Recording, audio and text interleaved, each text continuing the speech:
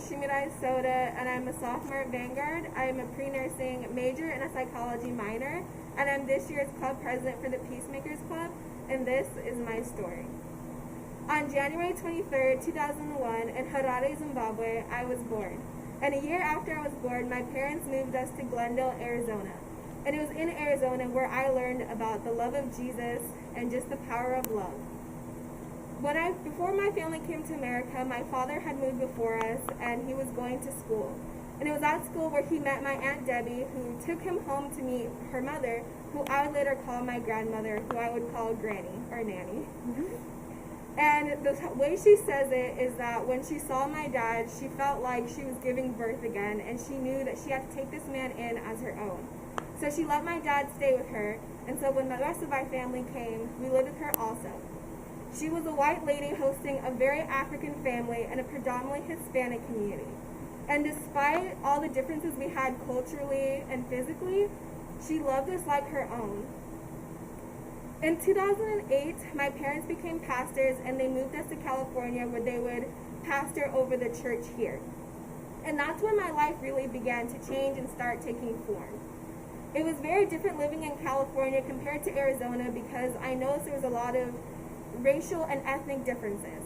I remember being in 3rd grade, and I was walking home with my best friend at the time, and she had told me, people look at us funny. They wonder why we're friends. And I was confused. I didn't understand. And she grabbed my hand, and she put it next to hers, and she said, "It's because we're different." And that was very jarring for me because before I lived in this home where it didn't matter about my race, that love was love regardless.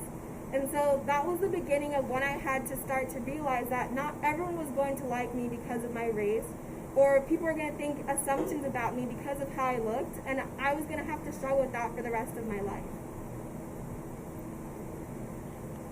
And it's also very hard sometimes being a black woman in America, but it also doesn't make it any easier that my name is very ethnic. My name is Shumirai in Shona, which is the native language of my home country. It means to serve or to minister. And because it's kind of ethnic and very hard for some people to pronounce, a lot of teachers decided to forgo learning my name and go by my middle name, which is Samantha. And at first, I didn't think anything of it growing up being a little 4th grader. But as I grew older, going throughout my school years, I started to go through an identity crisis. Because here I was, this very black, ethnic little girl, but I had a commonly white name. And I often got teased a lot for it because on top of being black, I was very tomboyish, I was very aggressive and rough and sporty. And so people would call me Sam, and they would tease me because it was like, "Oh, you're a boy." And on top of being called a boy, because I was very smart growing up, always on the honor roll, getting awards, people would say that I was very white passing or whitewashed, and they would say that I wasn't black enough. And I didn't know what that meant. People said that my black card was removed and that I was Oreo, white on the inside and black on the outside. And I was called Sam, and it kind of added to it. And so I was struggling, like, what does it mean to be a black girl in this very predominantly white town with an ethnic name, but also a white name? And I just wondered, who am I? And my friends didn't look like me either. They were all predominantly Asian. So it was very hard for me to understand, who am I and what does it mean to be me?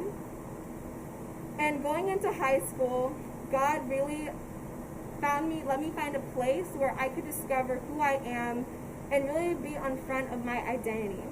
I joined academic decathlon my freshman year of high school. And one of the categories for decathlon is speech.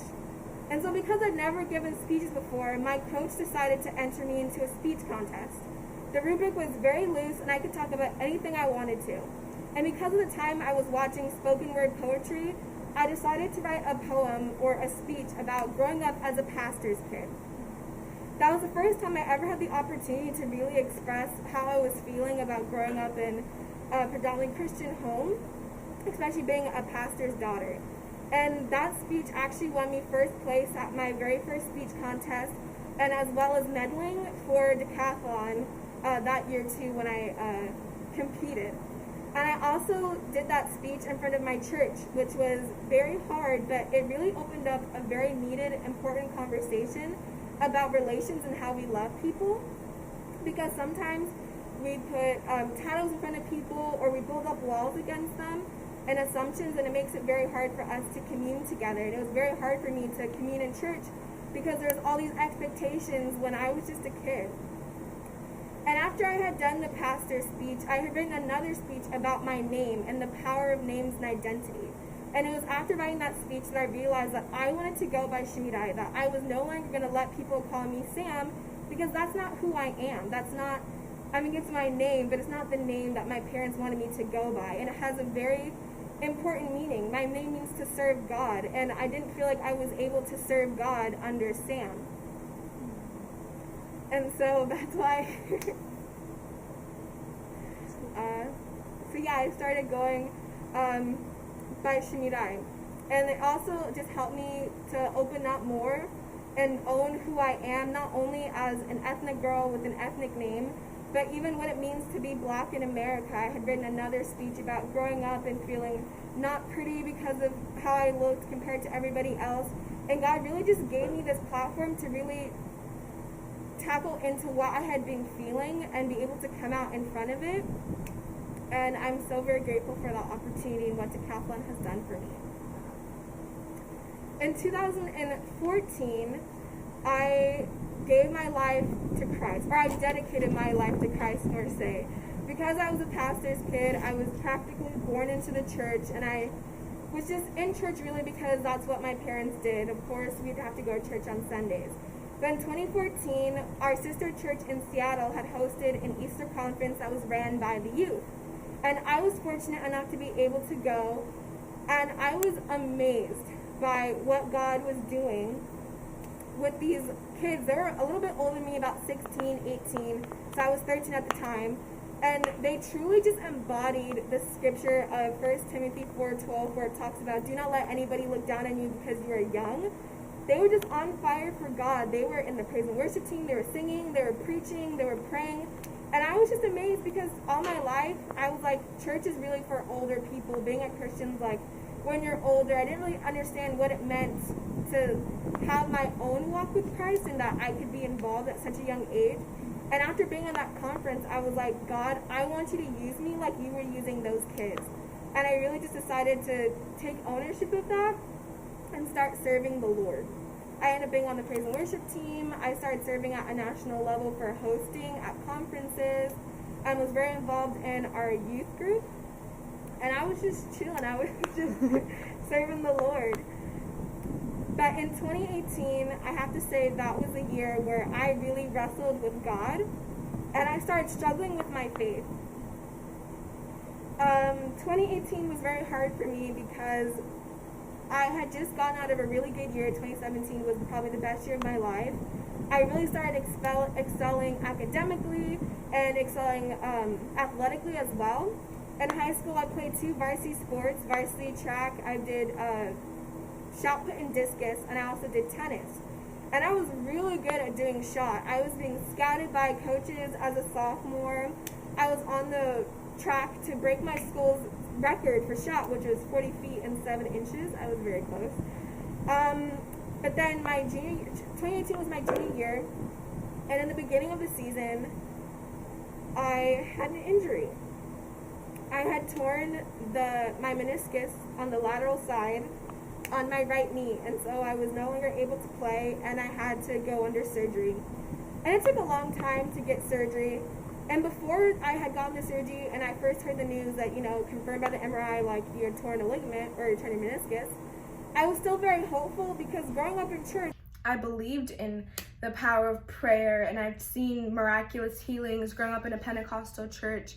I've seen and heard people having critical conditions and then being healed. So I believed that God was going to do the same for me.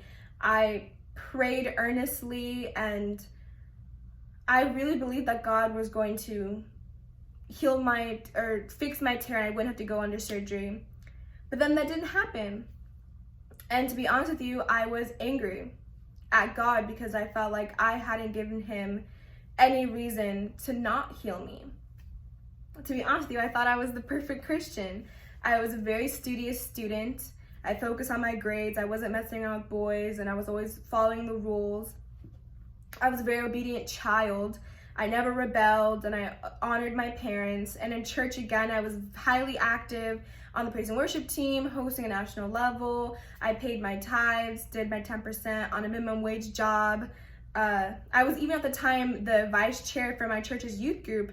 And so I was doing all these things, and I just felt like, in my faith, I felt it was bigger than a mustard seed. So I just didn't understand why God didn't heal me, because I felt like I deserved it, that I qualified, that I ticked all the boxes. And so I was angry because I was bedridden. I couldn't do anything on my own. My scholarships were all gone. My senior year was ruined. This is the beginning of my senior year. My last year of high school, I can't go anywhere. And so I was really upset. And I just remember it was about like halfway through me being bedridden, basically. And I just remembered the Holy Spirit, well, now I know it was the Holy Spirit, kind of just like convicting me and just being like, I think it's great that you were really active in my house and that you love me. And I see that. Because like, you know what, I would really like to have a relationship with you. I would like to spend more time with you. And that was when I realized it was like, in between all the million things that I did, all the activities I did in church and my sports and my speech contests and hanging out with my friends, all these other things I did, I wasn't really spending a whole lot of time with God. I wasn't really in my prayer closet or in the Word. And it was during that time, during that season when I basically had nothing else to do and nowhere to go, that God really met me.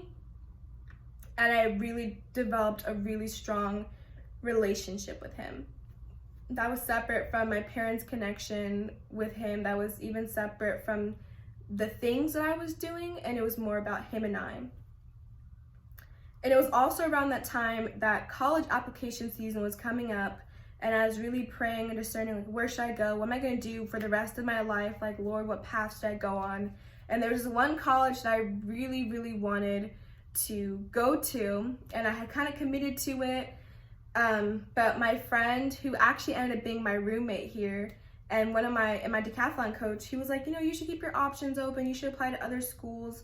My friend mentioned Vanguard, and I'd been getting emails from them, so I thought, why not? I'll apply to Vanguard. It's not going to hurt. I'm not going to go there. I'm going to go to this other school anyway.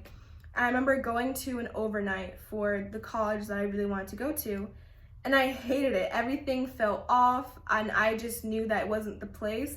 Because I had already dedicated my heart to it, I felt like I had to follow through and go here. And then about 2 weeks later, I had gone to like an event at Vanguard, and I saw the campus, and I really just felt like the Lord telling me, like, this is it, this is the right place. I was feeling all the right vibes, you can say. The people were so nice, and my dad really loved it too, which was also a big factor for me. And then the money came into place. God really provided for me here. And so I ended up coming to Vanguard, which is where doors really opened up for me. I'm more of an introverted person, even with doing speech contests, but it was where I found really strong friendships here that were very Christ-centered. Even now that this semester, I'm the Peacemaker Club president, and God has allowed me to be love to people like I had experienced love in my life. And it's helped me to, it's given me the opportunity to speak to people and to love on people and to really give people a voice like this club had given to me last year. And just all these opportunities for me have just been opening up here at Vanguard. And it's just made me think back to if I hadn't had that season where I basically was bedridden and was forced to spend time with the Lord, I would have missed out on everything that is here. I probably would have been off at some school in New York, doing track, and maybe I would have been lost because I wasn't as strong. And of course, my church isn't over there. I don't know what would have happened. I don't know all the ifs, but I know that I'm here. And so I'm just here to encourage somebody that maybe you don't know where your story is going. Maybe you don't understand the season that you are in. And I know that we say scriptures like this all the time, like Jeremiah 29:11, but God really does have a plan for you, and he really does hope for you, and he really does want you to have a good future. And sometimes we can't see the bigger picture, and we're lost and we're hurt because the plans that we desired are not the ones that follow through. But I promise you that God has something bigger and better in store for you, and that he's not going to disappoint you, and he's there. Even if it feels like he's abandoned you, he's not. It's okay to be upset, or maybe to even be mad, but our Father loves us, and he really wants what is best for us. And sometimes it means not allowing our plans that we've planned out to follow through, but allow his plans to come through instead. Thank you guys for listening to my story.